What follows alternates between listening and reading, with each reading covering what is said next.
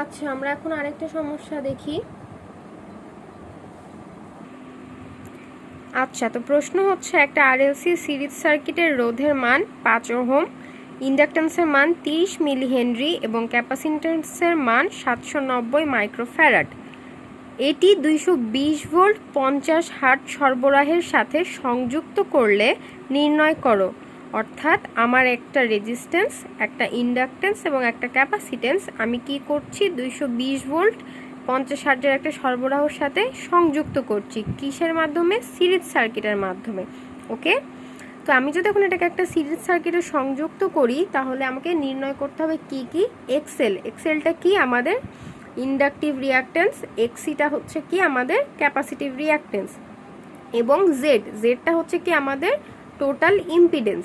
তারপরে আমাদেরকে নির্ণয় করতে হবে ফেজ কোণ, অর্থাৎ আমাদের এখানে কি পরিমাণ ফেজ কোণের সৃষ্টি হচ্ছে, এবং পাওয়ার ফ্যাক্টর। তারপরে বের করতে হবে আপাত ও প্রকৃত পাওয়ার, অর্থাৎ আপাত পাওয়ার এবং প্রকৃত পাওয়ার। আমাদের সার্কিটে কতটুকু আপাত পাওয়ার আছে, কতটুকু প্রকৃত পাওয়ার আছে, এবং সার্কিটের মোট পাওয়ার ফ্যাক্টরটা, এগুলো আমাদেরকে নির্ণয় করতে হবে। তাহলে এখন আমরা অঙ্কটা সলভ করি। ঠিক আছে, তো প্রশ্ন অনুযায়ী আমরা এখন কি জানি? আর সমান 5 ওহম, এল অর্থাৎ আমাদের ইন্ডাক্টরের মানটা হচ্ছে 30 মিলি হেনরি। তাহলে আমরা যদি এইটাকে হচ্ছে মিলিটাকে উঠায় দেই তাহলে মিলি মানে কত? 10 টু দি পাওয়ার -3, তাহলে 30 into 10 to the power -3 Henry. একইভাবে ক্যাপাসিটরের মান হচ্ছে 790 মাইক্রোফ্যারাড। মাইক্রোটাকে আমরা এখানে কি করে নিয়েছি? ভাঙিয়ে নিয়েছি, অর্থাৎ মাইক্রো মানে কত? 10 টু দি পাওয়ার -6 ফ্যারাড। এবং তারপরে আমাদের আছে ভোল্টেজ 220 ভোল্ট, ফ্রিকোয়েন্সি হচ্ছে 50 হার্টজ, এবং আমাদেরকে বের করতে হবে এক্সএল সমান কত, অর্থাৎ ইন্ডাকটিভ রিঅ্যাকট্যান্স কত, এক্সি কত অর্থাৎ ক্যাপাসিটিভ রিঅ্যাকট্যান্স কত, জেড অর্থাৎ আমাদের মোট ইম্পিডেন্স কত, এবং থেটা সমান আমাদের কত? ফেজ কোণ কত, এবং আরেকটা আছে কস থিটা মানে হচ্ছে আমাদের পাওয়ার ফ্যাক্টরটা কত। তো এখন আমরা এখানে চলে আসি। আমরা কি জানি? আমরা জানি যে এক্সএল যেহেতু আমাদের কি ইন্ডাকটিভ রিঅ্যাকট্যান্স, এক্সএল নির্ণয়ের সূত্র হচ্ছে 2 পাই এফএল। তাহলে 2 আর পাই এর মানটা তো কনস্ট্যান্ট। এখন এফ এর মান আমাদের কত জানি আমরা? 50 হার্টজ। তাহলে এফ এর মান 50, এবং এল এর মান কত? 30 into 10 to the power -3 Henry. তাহলে আমরা মানটা বসিয়ে দিলাম, শুধুমাত্র নর্মাল গুণ করেছি, গুণ করে আমরা পেয়েছি কত? 9.43 ওহম। এবার আমাদের কি বের করতে হবে? তাহলে আমরা কি করতে পেরেছি? এক্সএল এর মান বের করে ফেলেছি। এবার আমরা কি বের করব? এক্সি এর মান। তাহলে এক্সি সমান আমরা কি জানি? 1/2 পাই এফসি। তাহলে 1/2 পাই এফ কত? 50 ইন্টু সি এর মান কত? এই যে 790 into 10 to the power -6 farad. তাহলে একইভাবে 10 টু দি পাওয়ার -6, এবং এটা যদি আমরা ক্যালকুলেট করি তাহলে কি হয়? 4.03 ওহম। তাহলে আমরা কি পেয়ে গেলাম? এক্স এল এরও মান পেয়ে গেলাম, এক্স সি এর মানও পেয়ে গেলাম। আচ্ছা, তাহলে এবার আমাদের বের করতে হবে কার মান? জেড এর মান। তো আমরা আগের বারে কি পেলাম? এক্সএল সমান আমরা বের করেছিলাম 9.43, এবং এক্সি সমান আমরা বের করেছিলাম 4.03 ওহম।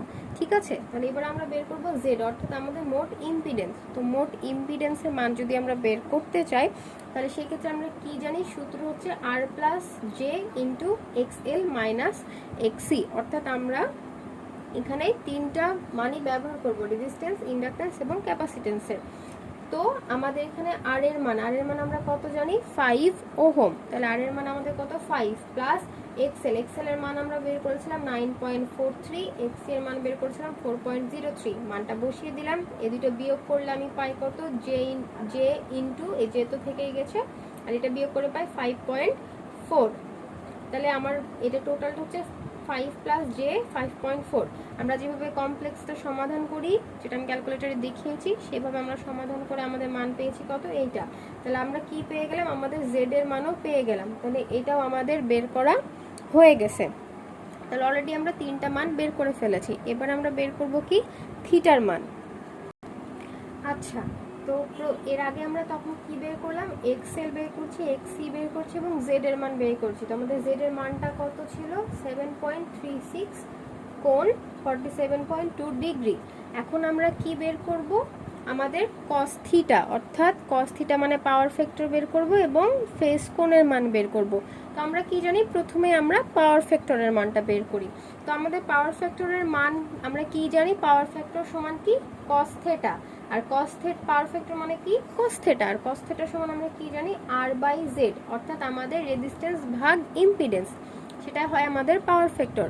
তো আমাদের আর এর মান কত আমরা জানি 5 ওহম, জেড হচ্ছে আমাদের ইম্পিডেন্স, ইম্পিডেন্সের মান হচ্ছে 7.36 কোণ 47.2 ডিগ্রি।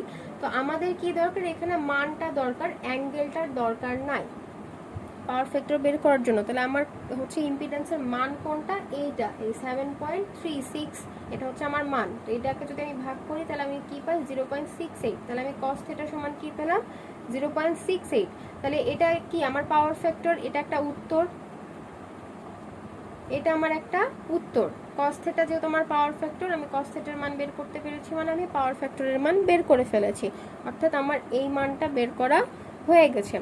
এইবার আমার কি দরকার, সেটা হচ্ছে থিটার মান বের করা দরকার। এখন একটা জিনিস যদি আমরা খেয়াল করি, কস থিটা মানে এটা কি হয়ে আছে কস গুণ থিটা, তাহলে আমি এই কসটাকে যদি এইদিকে পার করে দিই তাহলে কি হয়ে যাবে, এদিকে ভাগ হয়ে যাবে। তো ভাগটাকে আমরা কি ইনভার্স আকারে লিখি, তাহলে কি কস ইনভার্স 0.68, আর কস ইনভার্স 0.68 এটা ক্যালকুলেটর যদি আমরা চাপ দেই তাহলে আমরা পেয়ে যাব কত 47.16 ডিগ্রি। তাহলে আমাদের ফেস কোণ কত 47.16 ডিগ্রি, এটা হচ্ছে আমাদের একটা উত্তর। তাহলে আমাদের কি কি বের করা হয়ে গেছে, আমরা এক্সএল বের করে ফেলেছি, আমরা এক্সি বের করে ফেলেছি, মোট ইম্পিডেন্স বের করে ফেলেছি, আমরা ফেস কোণও বের করে ফেলেছি, এবং কস থিটা মানে আমাদের পাওয়ার ফ্যাক্টরের মানও আমরা বের করে ফেলেছি। আচ্ছা, তো আমরা এখন পর্যন্ত বাকি মানগুলো বের করে ফেলেছি। আমাদের আরও দুইটা মান বের করার ছিল, সেটা হচ্ছে পিএ এবং পিআর, অর্থাৎ আমাদের আপাত পাওয়ার এবং প্রকৃত পাওয়ার। তো আমরা এখন কি করব, আপাত পাওয়ার ও প্রকৃত পাওয়ার বের করব। তার আগে আমরা একটু দেখে নিব যে আমরা এর আগে কস থিটার মান বের করে রেখেছিলাম কত 0.68, আর আমাদের থিটার মান আমরা বের করেছিলাম কত 47.16 ডিগ্রি। এতক্ষণ পর্যন্ত আমরা এগুলো বের করে রেখেছিলাম। এখন আমরা বের করব আপাত পাওয়ার এবং প্রকৃত পাওয়ার। তো আপাত পাওয়ার মানে হচ্ছে পিএ। তো আমাদের নর্মাল পাওয়ার মানে আমরা কি জানি পি সমান ভিআই, তাহলে একইভাবে আপাত পাওয়ারটাও কি পি সমান ভিআই। তো এটা যেহেতু আপাত পাওয়ার, এটাকে আমরা বোঝাই পি এ দ্বারা। এবার প্রকৃত পাওয়ার সেইটা যেটা কি আমাদের টোটাল সার্কিটের একদম রিয়াল যে পাওয়ারটা থাকে, অর্থাৎ আমরা যদি আপাত পাওয়ার নিই, দেখো পি সমান ভিআই আমরা নিয়ে ফেললাম, ঠিক আছে, একটা মান আমরা পেয়ে গেলাম, কিন্তু কি একটা সিরিজ একটা এসি সার্কিট, এখানে কি কিছু পাওয়ার ফ্যাক্টর অবশিষ্ট থেকে যায়। তো আমরা যদি পাওয়ারের মান বের করছি অথচ পাওয়ার ফ্যাক্টরটা যদি ইনক্লুড না করি, তাহলে কি আমরা আসলেই যে মূল পাওয়ারটা কি বের করতে পারবো না। এই জন্য এখানে আমরা মূল যে পাওয়ারটা সেটা বের করতে পারি না বলে এটাকে আমরা আপাত পাওয়ার বলি, এবং যেখানে আমরা প্রকৃত পাওয়ার সেটাকেই বলি যেখানে আমরা কারেন্ট এবং ভোল্টেজের গুণফলটা তো বের করি, তার সাথে আমাদের যে পাওয়ার ফ্যাক্টরটা থাকে সেটা সমন্বয় করে আমরা যে পাওয়ারের মানটা পাই সেটাই হচ্ছে আমাদের প্রকৃত পাওয়ার। তাহলে আপাত পাওয়ার সমান পি সমান ভিআই, এবং প্রকৃত পাওয়ারকে আমরা পি আর দিয়ে ডিনোট করি, এবং সেটা কত ভিআই ইন্টু কস থিটা।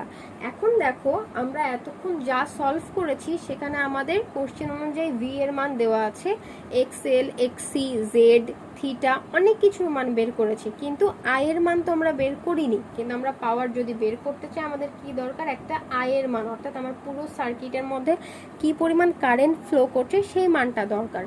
তো এখন আমি কি করব, আমার আই এর মানটা বের করে নিব। তাহলে আমার আই সমান আমরা কি জানি, নর্মালি আই সমান ওহমস ল অনুযায়ী ভি বাই আর, কিন্তু এটা আমাদের এসি সার্কিট, এবং এখানে আমাদের কি আছে ইম্পিডেন্স আছে। তাহলে এখানে কি হবে আই সমান ভি বাই জেড।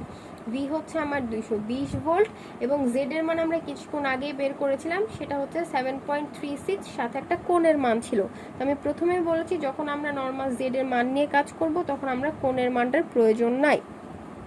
সুতরাং এখন আমার 7.36 দিয়ে যদি আমরা 220কে ভাগ করি তাহলে আমরা কি পেয়ে যাচ্ছি, আমাদের কারেন্টের মানটা পেয়ে যাচ্ছি, সেটা হচ্ছে কত 29.89 অ্যাম্পিয়ার। আচ্ছা, তো আমরা এখন পর্যন্ত কি আমাদের cos থিটার মান আমরা আগে বের করছিলাম 0.68 এবং আমরা কিছুক্ষণ আগে আমাদের পাওয়ারগুলো বের করার জন্য কি করেছিলাম আই এর মান বের করছিলাম, যেটা হচ্ছে 29.89 অ্যাম্পিয়ার। এখন তাহলে আমরা চলে আসি আমাদের পাওয়ারের মান বের করতে। তো আমাদের আপাত পাওয়ার সমান আমরা কি জেনেছিলাম, পি এ সমান ভিআই। তো সোজাভাবে আমি এখান থেকে এই যে ভি এর মানটা নিব 220 এবং আই এর মান যেটা বের করেছি 29.89। আমি দুটোকে যদি গুণ করে দিই তাহলে আমি কি পাবো 6575, মানে হচ্ছে 6575.8 ওয়াটস। এটা কি হলো তাহলে আমার আপাত পাওয়ার। আর এবার আমি কি বের করব, প্রকৃত পাওয়ার। তো প্রকৃত পাওয়ার আমি আগে বলেছি পি আর সমান কত, ভিআই কস থিটা। তাহলে ভি আই এর মান কি 220 ইন্টু 29.89 ভি এর মান এবং আই এর মান। আর কস থিটা, এই যে কস থিটার মান আমরা আগে বের করে রেখেছিলাম, মানে আমাদের পাওয়ার ফ্যাক্টরটা, তো সেটা কত 0.68। এটাকে যদি আমি গুণ করি তাহলে পাই 4471.5 ওয়াটস। এটাই হচ্ছে আমার আসল পাওয়ার। তাহলে এটাও একটা উত্তর, এটাও একটা উত্তর। তাহলে এখন পর্যন্ত আমরা কি কি মানের মান বের করলাম, একটা হচ্ছে এক্সেল এর মান, একটা হচ্ছে অর্থাৎ আমাদের ইন্ডাকটিভ রিঅ্যাকট্যান্সের মান, তারপর ক্যাপাসিটিভ রিঅ্যাকট্যান্সের মান, তারপর ইম্পিডেন্সের মান, ফেজ কোণের মান, পাওয়ার ফ্যাক্টরের মান, তারপরে বের করেছি প্রকৃত পাওয়ার এবং আপাত পাওয়ার। তাহলে আমরা মোট এখন পর্যন্ত 7টা মান বের করেছি। অঙ্কটা হয়তো খুব বড় লাগছে কিন্তু একদম পানির মতো সহজ। একবার প্র্যাকটিস করলে সবাই পারবা। এই রকম আরও আপাত পাওয়ার প্রকৃত পাওয়ার নির্ণয় করার আরও ম্যাথ আছে যারা দিয়েছো, এই একই নিয়মে করতে হবে, শুধু মানগুলো হয়তো ভিন্ন। এগুলো প্র্যাকটিস করবা।